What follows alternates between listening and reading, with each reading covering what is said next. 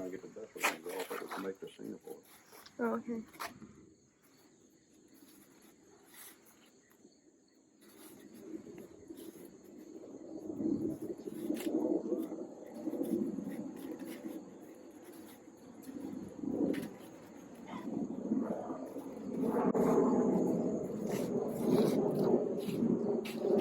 Hey, this is what the tobacco looks like hanging in the shed here. This was an implement shed we parked the equipment in, but we grew so much, we filled up all the barns, we would hang it in the corn house, the cattle barn, everything but the chicken house. We put it in the hog pen and in the implement shed here to, when it dries out, you take them down and pull the plants off, the sticks, and then you do what is called stripping tobacco. You would have to grade it as you go. This stuff isn't much good. I'm not going to fool with grading it right now. Usually you'd have the dull, which would be the first little leaves. There would be the dull. Then you'd have bright tobacco. That's your money right there, the bright tobacco. I've already pulled a lot of the bright leaves off of some of this to make a sample up to put in the fair. And this up here would be the tips, they'd call it. And you'd throw that aside, and you got somebody was new at stripping, they would do the tips. Anyhow, you'd pull them off one by one. This was our fun wintertime hobby. All day long during the winter, we would go down into the musty, dusty old stripping room, which is underneath of our garage, half in the ground, and sit there listening to some classic country music songs on the radio, and for hour after hour after hour you would pull leaves off your stalks, and you'd want to get something with good color. This stuff had been hanging too long. I left it hanging way longer than I should have. Should have been stripped last year, but it doesn't have too bad a color. There's a stink bug. But anyhow, after you get a good handful, you grab a tie leaf, you get your thumb out there, you hold the end of it, and it's hard for me to do it slow because many as I've done, you just do it real fast, and you just twirl it around, you open it up, pull that through there, and you got your bundle, or bundle, as his dad says, a bundle. Anyhow, this is a bundle or hand of tobacco, and after you got about 1,000 of them, you would get your tobacco basket out. Let's walk over here. You can cut that off. You ready? There you go. Yeah. This is a tobacco basket.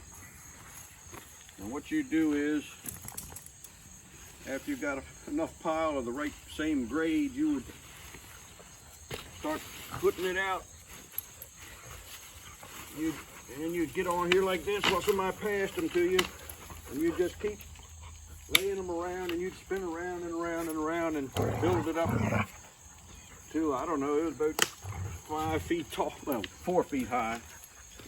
And then you throw another basket on top and tie it down with a couple of old strings from some hay bales that you cut open. And it would weigh 300-400 pounds. And then you drag them in under the shed. And then the tobacco warehouse would come on a specific day, they would come with their flatbed trucks and a couple fellas, and we got special hooks. I should have had one. Hold on. Hold that thing up. I'll get one. All right. You'd have these tobacco hooks when you had your basket. All of it on there would be 350 pounds. You hook it on there, and you want to hook it good because you go to figuring you're going to be tugging on something that's 350 pounds and you don't have it hooked on there real good, and you give it your best pull, and it it ends up not being hooked right, and you go flying back about 10 feet into a tractor or another basket of tobacco or something. It don't feel good. So you get them hooked in there real good, and then you could drag them around.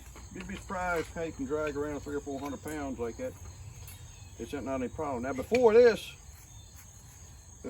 they would, maybe I'll take you down to the barn sometime. you would put the tobacco into hogsheads, which is spelled hog's head, but it's a hogshead. A big barrel, wooden barrel. I think they're 4 feet in diameter, and they are 5 foot tall. And you'd pack the hands of tobacco inside them, and you have what you call a tobacco press. And like I say, we'll go down the barn, I'll show you that sometime. And you'd have 2 hogsheads there, both full of tobacco, and the press would shove all the tobacco from both of them into one of them. And then it would sit there overnight, because as soon as you took the pressure off, if you didn't wait, it would just expand most of the way again. So you let it sit there and about overnight, and then you'd unscrew the press. It had a big metal screw, like that big around, and I don't know, 8-10 feet long, which is kind of a ratcheting thing. I'll show you. And the rest of it's built of wood. But and you'd put the ends on the hogs, and we would make the hogs ourselves. And you'd have to put a strap around it to hold the boards together. And sometimes you would have the sawmill saw out strips about 1.5 inches wide by about 1/4 inch thick, and you bend them around there while they was green, and then tack them. And sometimes they would just go out in the woods and get some wild vines, and just use them to hold them together. But anyhow, it's some more way we used to do it. My dad always used to say there's some more dumb stuff we used to do. So anyhow, I'll catch up with you next time and show you maybe the tobacco prize, I guess is what they called it. I don't know why they call it a prize, because it does the opposite of pry it apart. It pushes it together, but that's what they call it, the prize.